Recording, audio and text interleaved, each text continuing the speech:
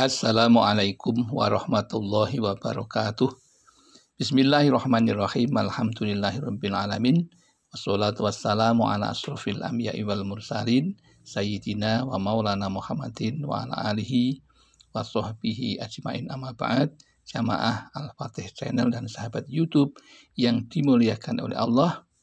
Pertama, mari kita buka pertemuan kita kali ini dengan ungkapan rasa syukur. Alhamdulillahirabbil alamin.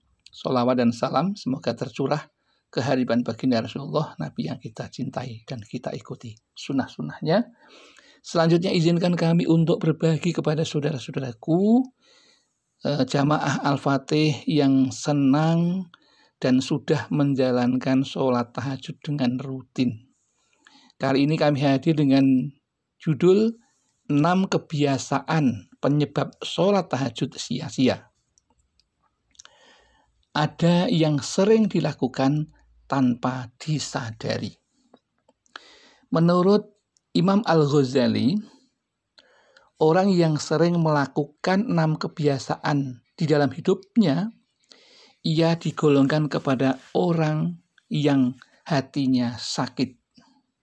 Dan orang yang hatinya sakit karena membiasakan 6 hal ini, maka doanya akan tertolak, sholatnya juga akan menjadi sia-sia. Lantas apakah hal itu?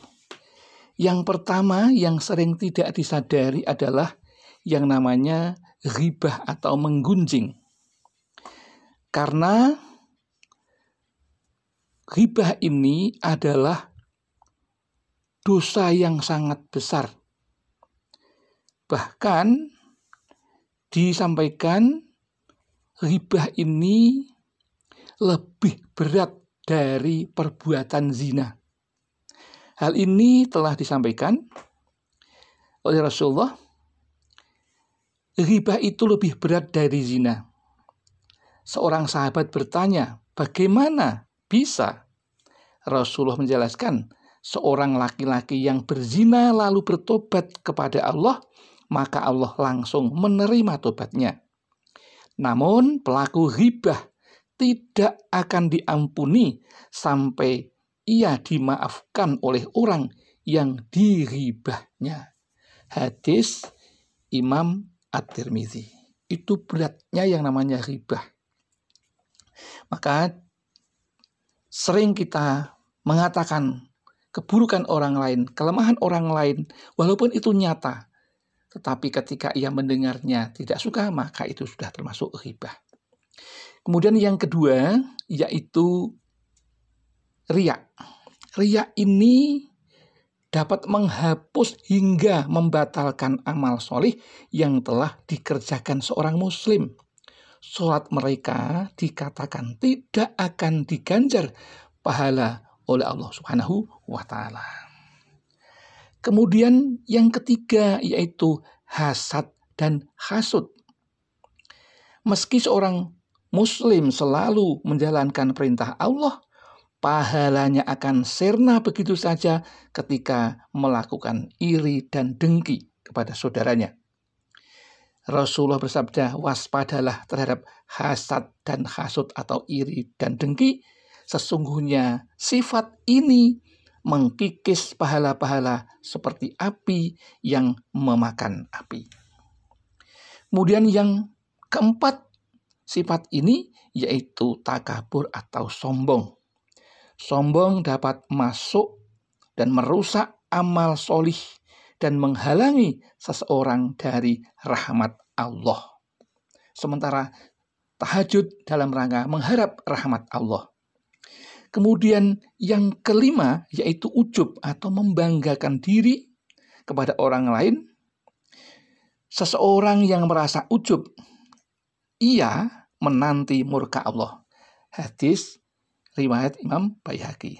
Akibatnya orang yang suka ujub, membanggakan diri atas kebaikan-kebaikannya, atas ibadahnya, maka dapat menghapus amal soleh yang telah dilakukan, dapat mendatangkan kebencian dan murka Allah, dan dapat menjerumuskan seseorang ke dalam kesirikan, walaupun itu syirik kecil. Kemudian yang keenam yaitu ghadab. Ya.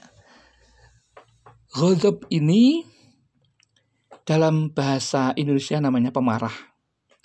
Marah adalah salah satu emosi dasar manusia yang muncul sebagai reaksi terhadap situasi atau peristiwa yang dianggap mengancam, menyakitkan, atau tidak adil. Dan orang yang pemarah ini, maka ia akan menjadi orang yang sangat rugi karena ia akan dijauhi oleh teman-temannya dan juga dibenci oleh Allah Subhanahu wa Ta'ala. Maka kami menyampaikan 6 wasiat dari Imam Al-Ghazali.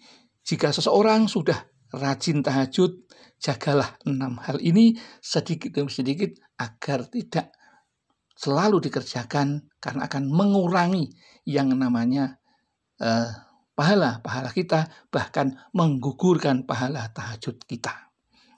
Mudah-mudahan apa yang kami sampaikan membawa keberkahan bagi kita dan menambah ketakwaan kita untuk menjauhi 6 hal yang bisa membuat hati kita menjadi hati yang keras, hati yang mati, yaitu hati yang tidak mau menerima kebaikan-kebaikan dari Allah Subhanahu wa Ta'ala.